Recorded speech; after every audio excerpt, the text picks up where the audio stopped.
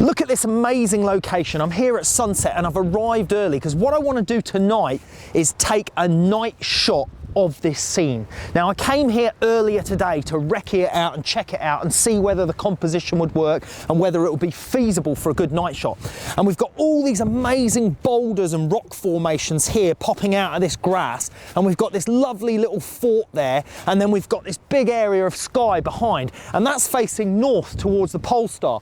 Now I'm hoping if the sky stays clear and if the moon doesn't come up too much that I will be able to capture some star trails in my night shot. Now one other little trick that I'm going to do is I'm going to actually paint with light, and basically I'm going to use one of these high powered torches. You can see my equipment over here, and I've got a high powered torch. This is a 10 million candle power torch, and what I'm going to do is I'm going to use this to paint my scene and paint parts of the rocks and capture some light on the rocks that you wouldn't get. Now that'll make for quite a surreal scene, but I'm also going to just try some standard exposures as well, just to capture the scene under the night sky, and as I say, hopefully pick up some of those star trails. Now these sort of pictures are quite tricky to do. You need to have your camera in manual mode and using it in bulb mode. Now bulb mode means that you can control the exposure well beyond the normal 30-second range, and I'm going to be aiming for exposure times of about 15 to 20 minutes. Now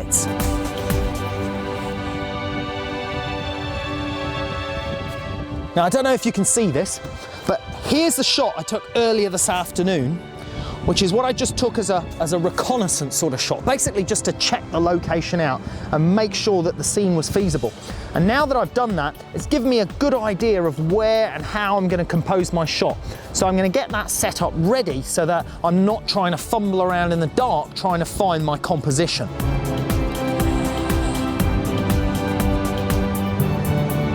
So what I'm doing now is I'm just checking my composition and checking a slight few alterations on that composition to see if I can find the best place to set my camera up, because I really want to be able to concentrate on the light painting, and the fact that we're going to be doing exposures of about 20 minutes, sometimes even longer, means that I haven't got a lot of time to take lots and lots of pictures. So I really need to make sure that the pictures I'm taking are working out well. So I'm really going to concentrate on getting my composition as accurate as possible for this first shot. Now when you're painting with light with a big torch like this, it's okay if you're in the shot yourself. The exposure time is of like 15-20 minutes. Now as long as I don't stay still and I move around, my image won't record in the shot. But what you do need to be careful of is these high power torch beams, that they don't shine into the camera, because I'm going to use this torch to paint the rocks and paint parts of the shot.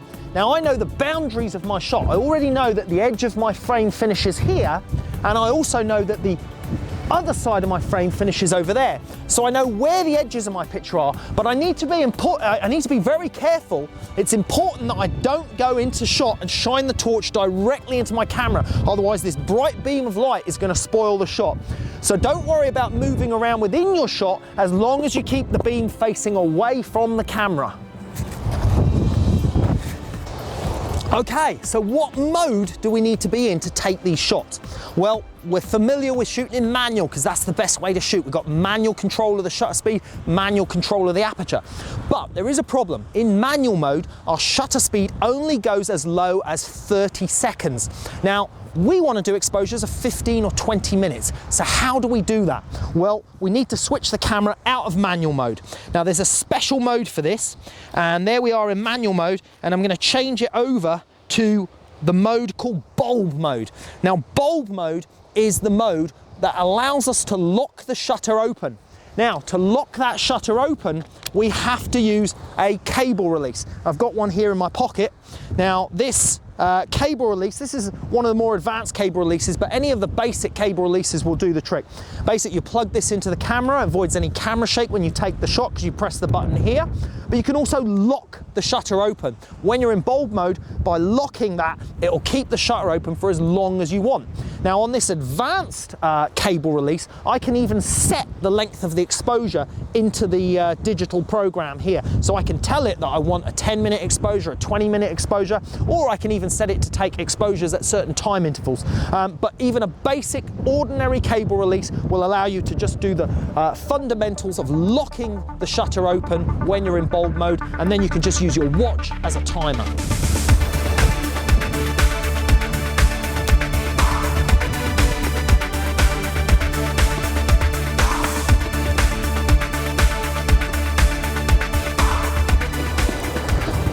Okay, so what I'm doing here is just painting the rocks. As I said, I'm being careful not to try and get that torch beam into my camera, and as long as I keep moving around, then I won't be visible in the shot. So I'm going to go over to this side now, and I'm just going to turn my torch away from camera and come in this side here. I'm going to paint this rock in here and all that. Now, you see, by moving the torch around, you've got to move it around quite rapidly, because what you want to do is make sure you don't get any streaks of light that are all in one place. So you've got to cover as much of the surface area as you possibly can. So you can see that's what I'm doing here, painting around.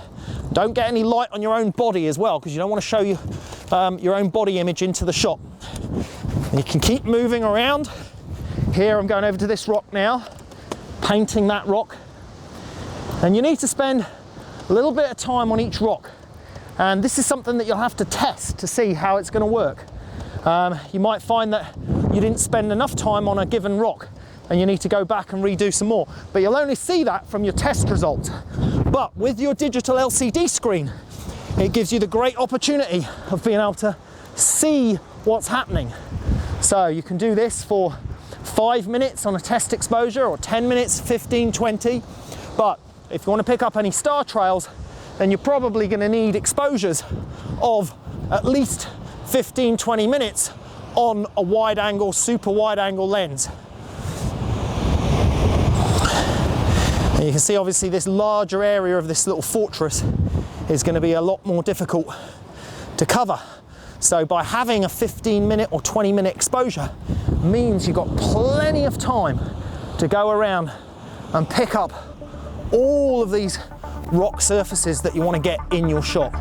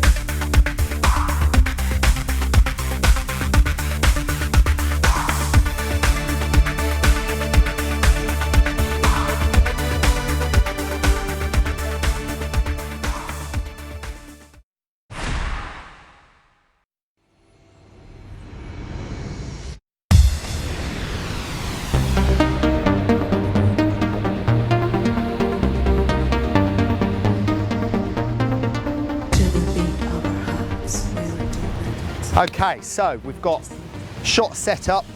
Going to use these backdrops of the boat. Now what I'm going here for is a underexposed background. I'm going to darken down the sky with a polarizing filter, and we're going to underexpose this city scene and these barges. And then I'm using portable studio flash on location to fire some flashlight in at the correct exposure so that the model is lit appropriately and the background is underexposed. Now our model's just getting ready there. She's going to be wearing a yellow dress, and what I've done is I've used this little bit of detail of yellow on the edge of the pier here, and there's a little bit of yellow in the one of the barges on the roofs. So I hope those are going to pick out with the yellow dress and add that compositional element. So got a bit more testing to do, get the model ready, and then we'll be able to get started. Okay, originally we had it set up here, but I've just moved up there and had a look at the front end of this barge, and there's a bit of yellow on the front of the barge, and I can see more yellow in the roof and still see these things in the background. So I'm actually going to relocate the shot up there, and that's sometimes what you've got to do. You look around, you set the shot up, and then sometimes you find something a little bit better. So just that's what we're going to do now, move it up there and recompose it.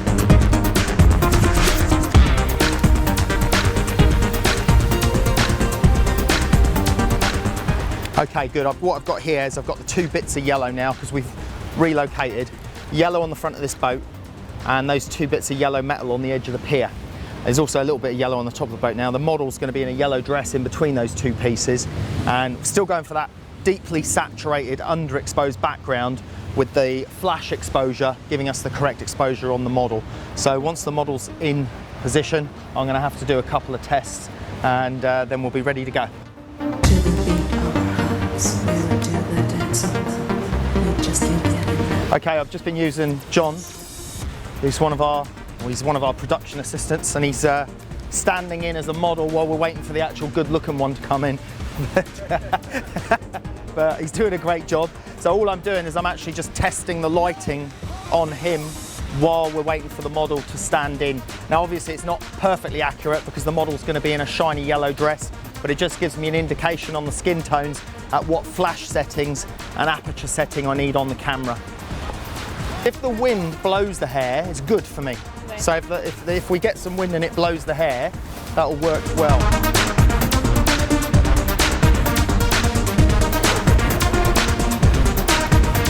Right, you turn your body more that way, Eva, that's it. Good.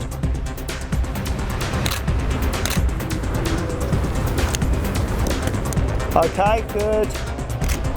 Yep, that's it, good. Yep. Good. Excellent. That's it, with that leg out, it's better. Yeah, that's good. Perfect, that's good. That's a good strong pose, excellent. Right, what I'm going to do now is don't fall in the river, okay?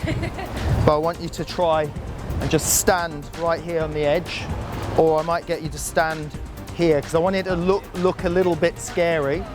And I like these ropes and things, but I might go there, I don't know yet. So if I can just be very careful, yeah? Because I don't want to have to come in and get you out of the river. No, you're right there? And just look at that light there, that's it. Good, stay there. Just let that, can we just see that leg and foot on that side? That's it. Good.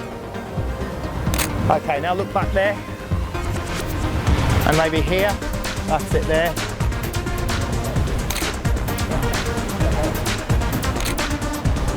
And Eva, just bring this hand more forwards there, yeah. And let it hang